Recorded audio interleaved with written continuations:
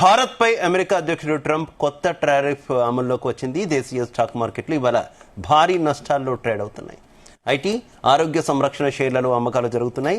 America అధ్యక్షుడి ప్రకటన ప్రభావం స్టాక్ మార్కెట్లపై స్పష్టంగా కనిపిస్తోంది.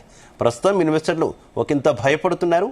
సెన్సెక్స్ 400 పాయింట్లకు పైగా, నిఫ్టీ 130 పాయింట్లకు పైగా క్షీణించింది. గత 2 రోజుల్లో 3.5 లక్షల కోట్ల ఇన్వెస్టర్ల ఆదాయం ఆవిరైనట్టు తెలుస్తుంది. ఇది ఇవాళ మరింత పెరిగే ప్రమాదం ఉందని తెలుస్తుంది.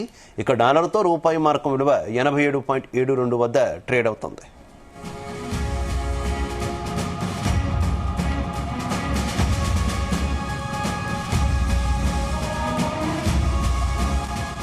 భారత్పై అమెరికా అధ్యక్షుడు ట్రంప్ కొత్త టారిఫ్ అమల్లోకి వచ్చింది. దేశీయ స్టాక్ మార్కెట్లు ఇవాళ భారీ నష్టాల్లో ట్రేడ్ అవుతున్నాయి. ఐటీ, ఆరోగ్య సంరక్షణ షేర్లలో అమ్మకాలు జరుగుతున్నాయి.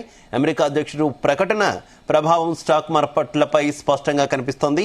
ప్రస్తుతం ఇన్వెస్టర్లు ఒకంత భయపడుతున్నారు. సెన్సెక్స్ 400 పాయింట్లకు పైగా, నిఫ్టీ 130 పాయింట్లకు పైగా క్షీణించింది.